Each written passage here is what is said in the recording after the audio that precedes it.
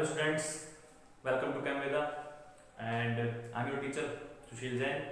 और हम डिस्कस कर रहे हैं स्टेट ऑफ मैटर के बारे में, जहां हमने कल डिस्कस किया था अबाउट द बॉयल्स लॉ। और बॉयल्स लॉ क्या होता है कि वो प्रेशर और वॉल्यूम के बीच में आपको एक रिलेशन बता रहा है, और वो रिलेशन क्या था कि pressure is inversely proportional to the volume of the gas at constant temperature. तो कल उसमें डेरिवेशन हमने सीखा था उसका, मतलब मैथमेटिकली एक्सप्रेशन कैसे करते हैं। इसके अलावा ग्राफिकली रिप्रेजेंटेशन कैसे कर सकते हैं वो सीखा हमने। न्यूमेरिकल क्वेश्चन भी हमने कुछ सोल्व किया उसका। एक दो छोटी छोटी बिल्कुल छोटी छोटी एप्लीकेशन ही हैं उसकी। एप्लीकेशन भी क्या कर सकते हैं हम, देखते हैं भी कहाँ हमें बॉयल लॉ देखने को मिलता है। तो एक दो पॉइंट्स हमारे एप्लीकेशन के थे, बस वो हम डिस्कस करके आज फिर नेक्स्ट लॉ पे आते हैं। तो आप चाहो अगर नोट्स बना रहे हो तो आप हेडिंग बना सकते हो आपकी कि बॉयल लॉ की एप्लीकेशन क्या है। Application of Boyle law.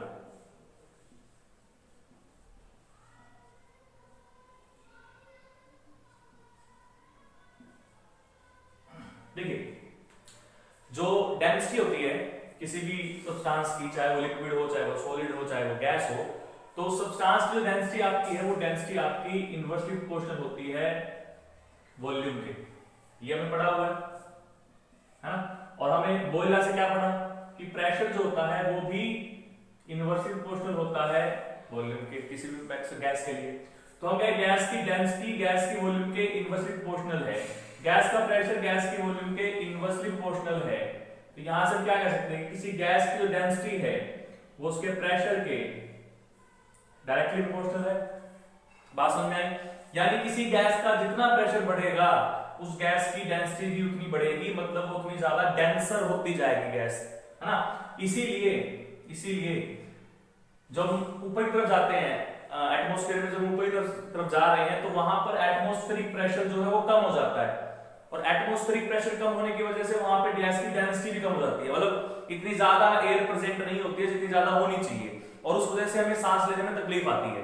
तो ये यहाँ पर अप्लाई हो रहा है आपका बॉयल लॉ। तो ये आपकी पहली एप्लीकेशन हो गई जो आपको रिलेशन देती है किसके बीच में, डेंसिटी और प्रेशर के बीच में। क्लियर? दूसरा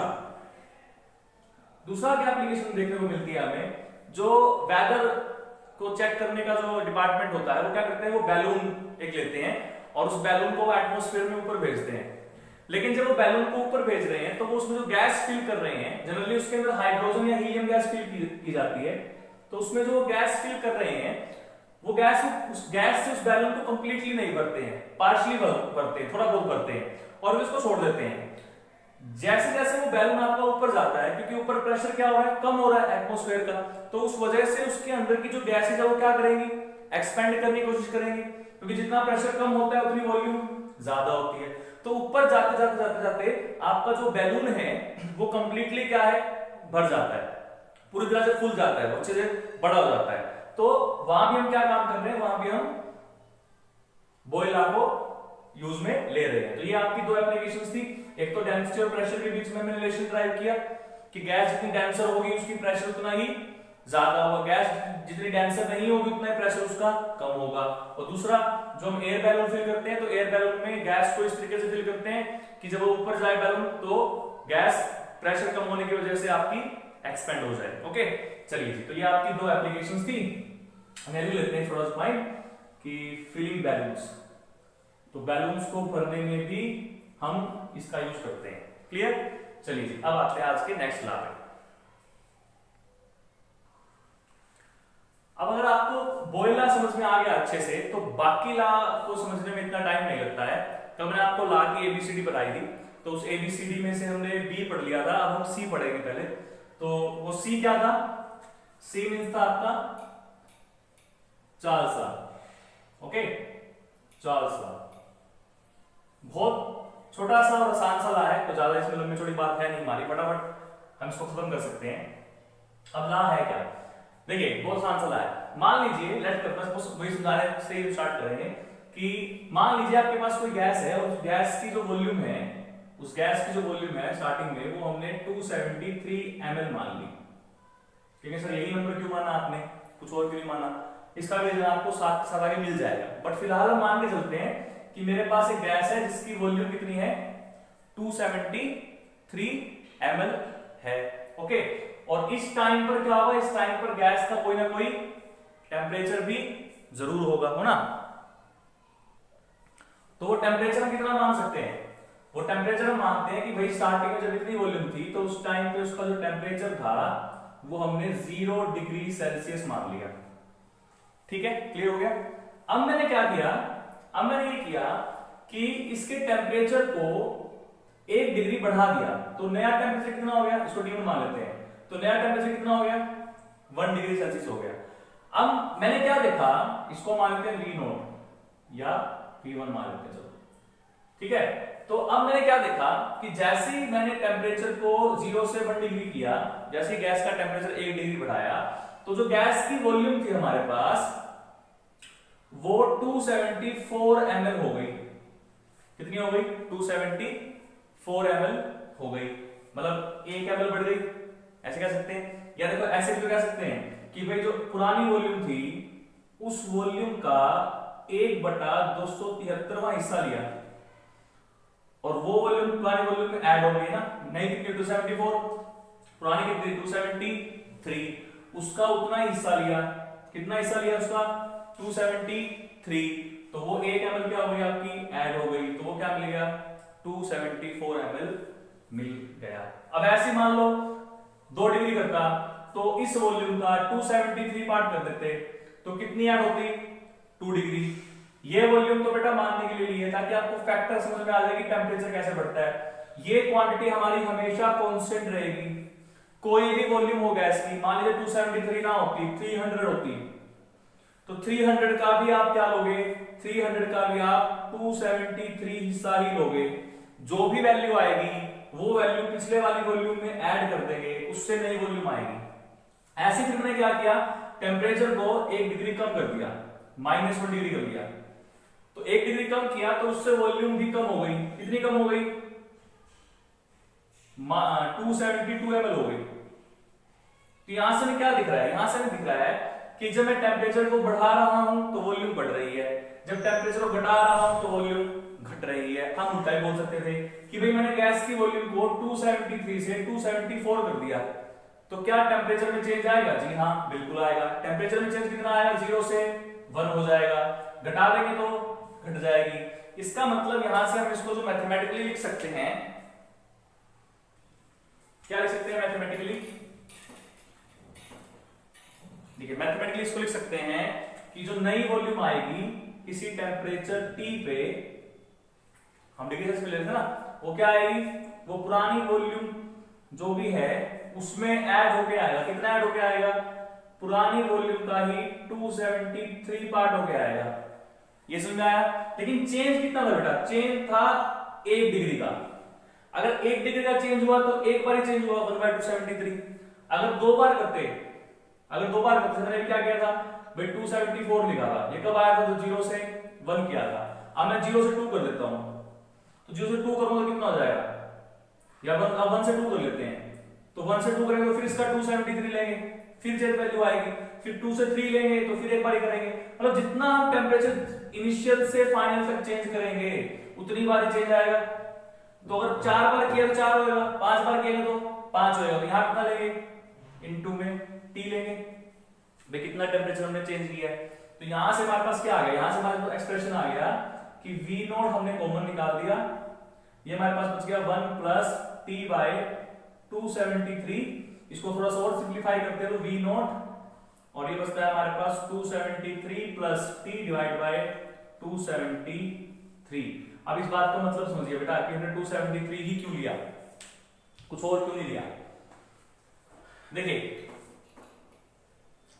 अगर मैं हमारे गैस की वॉल्यूम, अगर हम टेम्परेचर को, गैस के टेम्परेचर को 273 डिग्री सेल्सियस कर दे, यहां पर T डिग्री सेल्सियस में है भाई, तो अगर मैं टेम्परेचर को T डिग्री सेल्सियस में कितना लेता हूं, अगर हमारा टेम्परेचर -273 डिग्री सेल्सियस हो जाए तो यहां -273 पुट करेंगे तो ये पूरी क्वांटिटी क्या हो गई, 0, यानी गैस की वॉल्यूम क्या हो गई, 0 हो गई। भाई मैटर नहीं रहा हो तो इसका मतलब गैस की वॉल्यूम 0 हो गई, तो हम ये कहते हैं कि मैटर के लिए मास और वॉल्यूम होना जरूरी है। तो उसने आपसे क्या कहा कि जो ये टेम्परेचर था, मैंने आपको टेम्परेचर वाले टॉपिक में बताया था कि जो ये टेम्परेचर था -273, ये किसके इक्वल होता था, 0 केल्विन के, और इसको क्या बोलते थे हम, इसको बोलते थे एब्सोल्यूट जीरो टेम्परेचर। और वहां भी मैंने ऐसे बताया था आपको कि वो टेम्परेचर जिस टेम्परेचर से नीचे गैस एग्जिस्ट ना करे। तो ये वही बात आई देखिए कि ये वो टेम्परेचर है जिस टेम्परेचर पर कोई भी गैस एग्जिस्ट नहीं करेगी उससे नीचे आने पर, क्योंकि गैस की वॉल्यूम क्या हो जाएगी इस टेम्परेचर पर आकर जीरो हो जाएगी। तो उसके बाद वो क्या बनेगी, सॉलिड या लिक्विड में एग्जिस्ट करेगी, लेकिन गैस की फॉर्म में एग्जिस्ट नहीं करेगी। तो ये चीज जो रूल आया था हमारा वो यहीं से आया था। ओके, समझ में आ गई वाली बात? ठीक है, चलिए अब ध्यान से देखिए बेटा, अब ध्यान से देखिएगा कि इसको हम और कैसे एक्सप्रेस कर सकते हैं। एक तो तरीका एक्सप्रेस करने का ये हो गया भाई चार्ल्स लॉ को, ठीक है। और कैसे एक्सप्रेस कर सकते हैं, देखो ये डिग्री सेल्सियस में है। अगर मैं मान लूं कि भाई एब्सोल्यूट जीरो टेम्परेचर को हम डिनोट करते हैं टी नोट से, तो टी नोट कितना है, एब्सोल्यूट जीरो कितना आएगा 273 केल्विन मान लेते हैं, ठीक है। तो ऊपर वाला कुछ ना कुछ टेम्परेचर होगा, ऊपर वाला कितना मान लेते हैं, ऊपर वाले को मान लेते हैं भाई कि जो हमारा V ऊपर वाला 273 है उसको हम T मान लेते हैं या T1 मान लेते हैं। तो T1 कितना होगा 273 प्लस T डिग्री सेल्सियस, वो केल्विन में आ जाएगा जितना भी केल्विन होगा हमारे पास, ठीक है। तो ये वैल्यू अगर यहां पुट करते हैं तो VT equal to V naught into में T1 divide by T naught, ठीक है। अच्छा जी, तो सिंपलीफाई कर लीजिए, इसको इधर ले आइए।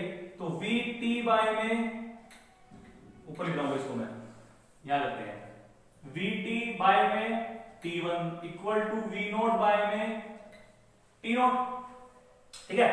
ये क्वांटिटी होती है कांस्टेंट, क्योंकि तो इनिशियल वॉल्यूम ली है, जो स्टार्टिंग में वॉल्यूम हमने गैस की ली थी तो वो है, तो बदलेगी नहीं। और ये स्टार्टिंग वाला टेम्परेचर लिया था बिल्कुल, वो भी नहीं बदलेगा। ये इनिशियल टेम्परेचर है भाई, एब्सोल्यूट जीरो टेम्परेचर जो हमने लिया था नीचे वाला, ठीक है। तो ये क्वांटिटी क्या है, constant, absolute zero temperature constant है 273 और V नोट भी कांस्टेंट है इनिशियल वॉल्यूम। इसका मतलब V बाय T क्या आ गया, कांस्टेंट आ गया। और कोई भी गैस की वॉल्यूम हो उस पे जितना टेम्परेचर है, कोई भी गैस की वॉल्यूम हो उस पे जितना टेम्परेचर है वो उसकी रेशियो क्या आएगी, कांस्टेंट आएगी। जैसे हमने बॉयलर में किया था कि प्रेशर इनटू वॉल्यूम क्या आया था, कांस्टेंट आएगा। ऐसे V बाय T क्या आएगा, कांस्टेंट आएगा, ओके। यानी कि V is directly proportional to T। ये आपकी सेकंड रिप्रेजेंटेशन आ गई। लेकिन ये सारा का सारा हमें करना कब है, ये सारा का सारा हमें करना है भाई कि हम मान के चलेंगे कि गैस का प्रेशर क्या है, कांस्टेंट है। हर लॉ में आपको कोई एक वेरिएबल कांस्टेंट करना है। पिछले वाले में हमने टेम्परेचर किया, इस वाले में हमने प्रेशर कर लिया, ठीक है। तो नेक्स्ट वाला आप समझ गए और क्या आएगा नेक्स्ट वाले में। तो यहां से दो समझ में आ गया हमें। तो चार्ल्स लॉ क्या कहता है कि volume is directly proportional to temperature. इसको मैं और कैसे रिप्रेजेंट कर सकता हूं बेटा न्यूमेरिकल्स के लिए,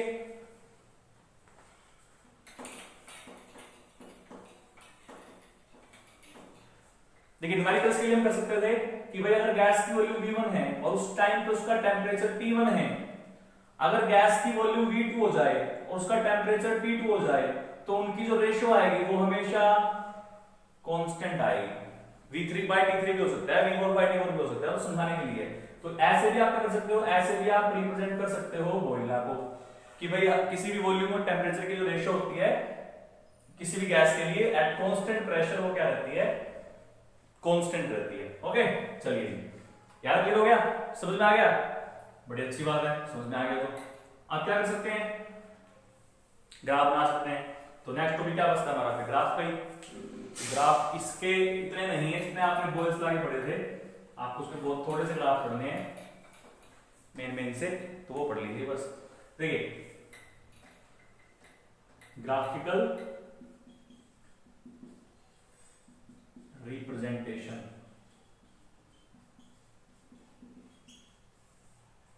ठीक है, ग्राफिकल रिप्रेजेंटेशन।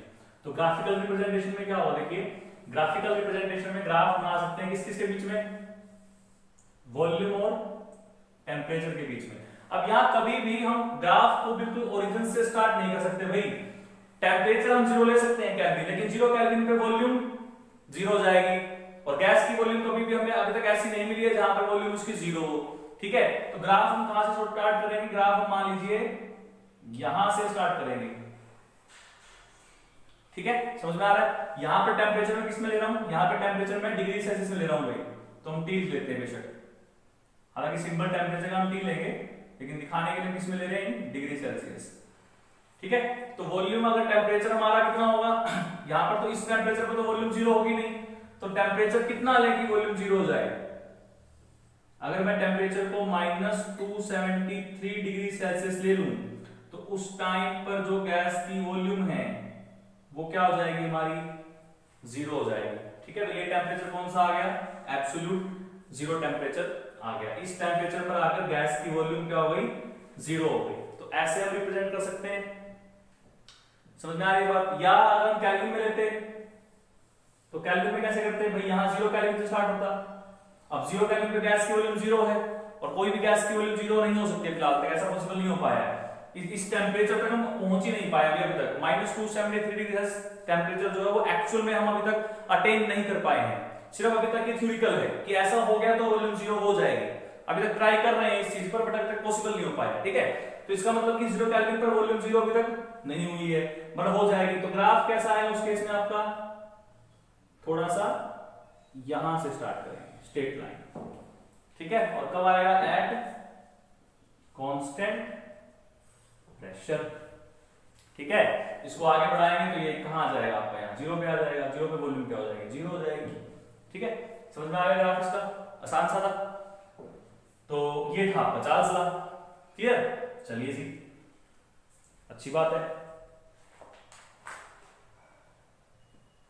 और भी ग्राफ क्या बन सकते हैं इसके, और ग्राफ क्या बन सकते हैं इसके, अगर मैं डिफरेंट प्रेशर ले लूं तो, जैसे हमने कल किया था एक केस की टेम्परेचर को हमने अलग अलग कर लिया था, अलग अलग टेम्परेचर पे लेके देखा था। तो ऐसे मैं अलग प्रेशर पे कर लूं तो देखिए वही सेम बात, यहाँ टेम्परेचर, यहाँ वॉल्यूम, हम 2-3 प्रेशर लेके चलते हैं। मान लीजिए P1 प्रेशर है, तो P1 प्रेशर पर आपका जो ग्राफ है वो ऐसे आएगा।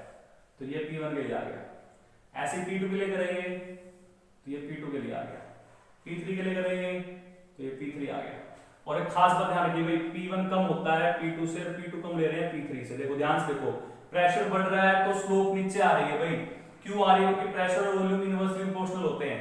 तो जितना प्रेशर बढ़ेगा उतनी वॉल्यूम की स्लोप नीचे आएगी आपकी। तो ये भी आपको ध्यान रखना है भाई यहाँ पे, कि अगर हम डिफरेंट प्रेशर पे ले रहे हैं तो उससे क्या असर पड़ रहा है। जितना प्रेशर कम है उतनी वॉल्यूम की स्लोप ज्यादा है, जितनी प्रेशर ज्यादा हो गया उतना वॉल्यूम की स्लोप क्या हो गई आपकी, कम होती जा रही है, क्योंकि वो आपस में क्या होते हैं, इनवर्सली प्रोपोर्शनल होते हैं। ठीक है, तो ये भी ग्राफ आप ड्रॉ कर सकते हो। ये आपका हो गया चार्ल्स लॉ, आसान सा था तो थोड़ा ही था। चलिए नेक्स्ट लॉ करते हैं।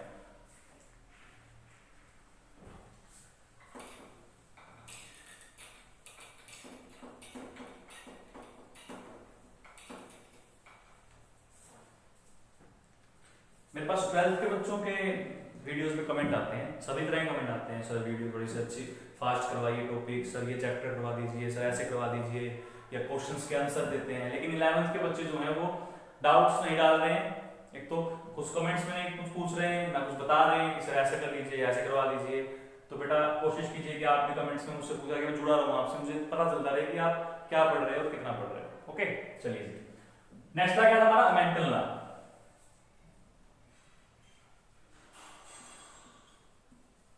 या इसी का दूसरा नाम होता है गे-लुसाक लॉ। कुछ बुक्स में आपको गे-लुसाक लॉ भी मिलेगा नाम, लॉ ऑफ वॉल्यूम्स, बट यहां हम मोस्टली यूज करते हैं मेंटन्स लॉ के नाम से।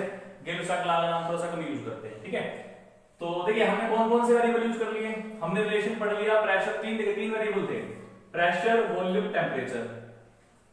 ठीक है, तो इसमें से क्या कर लिया हमने, प्रेशर और वॉल्यूम में कर लिया, वॉल्यूम और टेम्परेचर में कर लिया। अब कौन सा रह गया, प्रेशर और टेम्परेचर का। जब प्रेशर और वॉल्यूम का किया तो टेम्परेचर क्या था, कांस्टेंट था। जब वॉल्यूम और टेम्परेचर किया तो प्रेशर क्या था, कांस्टेंट था। तो प्रेशर और टेम्परेचर करेंगे तो क्या रहेगा कांस्टेंट, वॉल्यूम रहेगी कांस्टेंट, है ना। मेरा डायग्राम अच्छा देखो, ठीक है, ये तो मेरी शर्ट लगी चश्मे वाली, है ना। चलिए, तो ये याद रहेगा इस तरीके से। तो मेंटल लॉ में क्या बताता है, मेंटल लॉ में प्रेशर और टेम्परेचर के बीच में रिलेशन बताता है। कब, एट कांस्टेंट वॉल्यूम।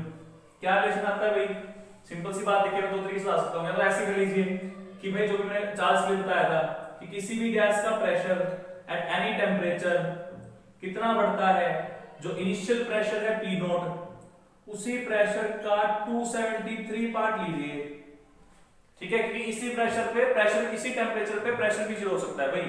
और इनटू में क्या करते हैं, T डिग्री सेल्सियस इतना हमने टेम्परेचर लिया है, तो वो क्या आ गया आपके पास भाई, P not 273 plus T degree divide by 273। तो यहां से भी हम बोल सकते हैं कि एब्सोल्यूट जीरो टेम्परेचर क्या होता है, जिस टेम्परेचर पर गैस का प्रेशर क्या हो जाए, जीरो हो जाए।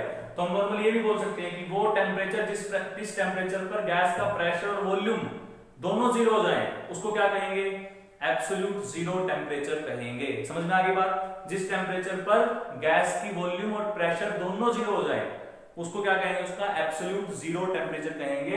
डिग्री सेल्सियस में उसकी वैल्यू कितनी होती है, अभी बताइए, डिग्री सेल्सियस वैल्यू होती है उसकी -273 डिग्री सेल्सियस, और केल्विन में कितनी होती है, 0 केल्विन।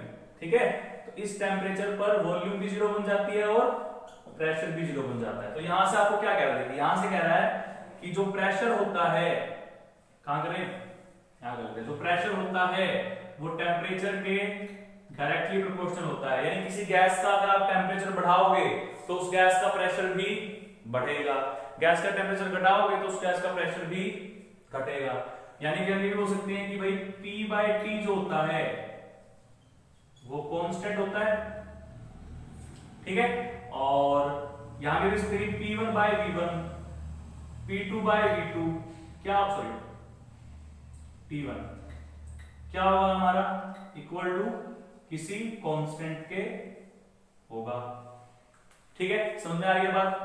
तो ग्राफ इसके निकाल से आप बना लोगे अपने आप ही, मुझे तो बनाने की जरूरत नहीं बनती शायद, वही सेम ग्राफ बनेगा आपका। यहाँ टेम्परेचर लीजिए, यहाँ प्रेशर लीजिए, अगर केल्विन में लेते हो, केल्विन में लेते हो तो इस तरह से आएगा वही सेम। ठीक है, इसके पीछे वाला अगर हम बढ़ाएंगे, इसको जीरो तक लेके आएंगे टेम्परेचर को, तो प्रेशर जीरो हो जाएगा। ठीक है, वॉल्यूम कांस्टेंट रखती है हमारे हम। और अगर डिग्री सेल्सियस में बनाना है आपको, तो डिग्री सेल्सियस में कैसे बनाओगे, डिग्री सेल्सियस में तो बताया था भाई, कैसे बताया था, देखो ये डिग्री टेम्परेचर लिया हमने किसमें, डिग्री सेल्सियस में, यहां वही वॉल्यूम, सॉरी प्रेशर। ठीक है, तो ग्राफ कैसा बनेगा, देखो ग्राफ बनेगा भाई कि ये यहां पर इसकी इस डिग्री सेल्सियस पर, क्योंकि 0 डिग्री सेल्सियस है तो कुछ ना कुछ तो गैस का प्रेशर होगा, तो ये हो गया गैस का प्रेशर। फिर हमें गैस का प्रेशर करना है 0, तो टेम्परेचर कितना होना चाहिए, -273 डिग्री सेल्सियस। तो जब इसको यहां लेके आएंगे तो उस टाइम पे उसके प्रेशर कितना हो जाएगा, 0 हो जाएगा। ठीक है, तो ये आपका फॉर्मूला बन गया अमेंटल लॉ का। 3 लॉ हमने पढ़े। बोयल लॉ के अकॉर्डिंग क्या था, pressure is inversely proportional to volume. Charles law के अकॉर्डिंग क्या था, volume is directly proportional to temperature, और pressure is directly proportional to temperature. ये 3 लॉ हमने पढ़े, बोयल्स लॉ, चार्ल्स लॉ और अमेंटल लॉ। एबीसी तो हमने कर लिया। ओके, चलिए इसको साफ करते हैं।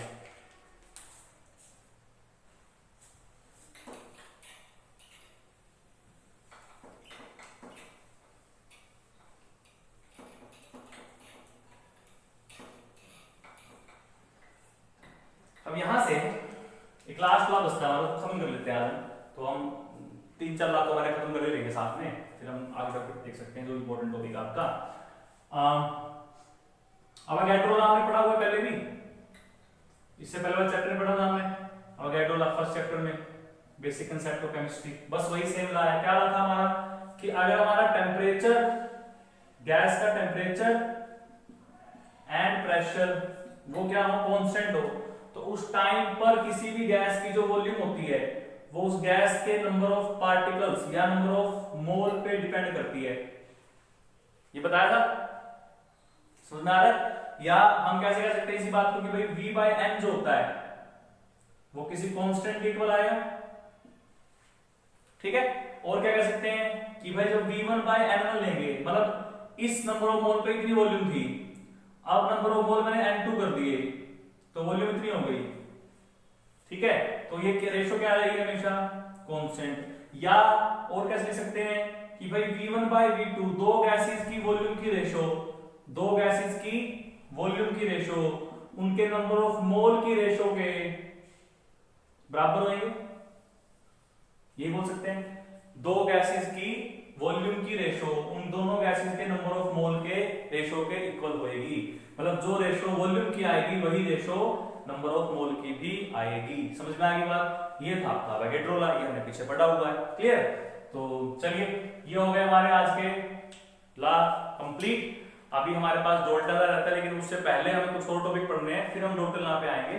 और ग्राम लॉ भी हमारा बचता है, ABCD G था ना हमारे पास, तो डाल्टन लॉ और ग्राम लॉ बाद में आएंगे थोड़ा सा, लेकिन उससे पहले हमें थोड़ा सा टॉपिक और पढ़ना है, पहले वो पढ़ते हैं। या हो सकता है शायद मैं आपको पहले डाल्टन ग्राम ही करवा दूं, उसके बाद में नेक्स्ट टॉपिक पे हम कैसे भी कर सकते हैं, वो तो डिपेंड करता है सिचुएशंस पे। तो तब तक के लिए इन लॉ को पढ़िएगा, जो भी बुक आप फॉलो कर रहे हो उन बुक से इन लॉ से रिलेटेड क्वेश्चन कीजिएगा भैया। मैं आज क्वेश्चन नहीं दे रहा हूं आपको, आपको अपने आप से क्वेश्चन ट्राई करने हैं और मुझे डाउट्स भेजने हैं कि सर ये क्वेश्चन हमसे नहीं हुआ, प्लीज इस क्वेश्चन को सोल्व करवा दीजिए। तो जिन बच्चों के क्वेश्चन कॉमन लगेंगे मुझे कि हाँ ये न्यूमेरिकल्स कॉमन से बच्चों के, वो मैं आपको यहाँ पर सोल्व करके दिखाऊंगा अच्छे से, लेकिन आपको खुद पहले क्वेश्चंस करने होंगे। क्लियर? तो आज के लिए इतना काफी है। आई होप कि आपको समझ में आया होगा, ज्यादा मुश्किल टॉपिक नहीं था आज का। बाकी करेंगे हम कल, तब तक के लिए सावधान रहिए, सतर्क रहिए, सुरक्षित रहिए और बने रहिए मेरे साथ। All the best.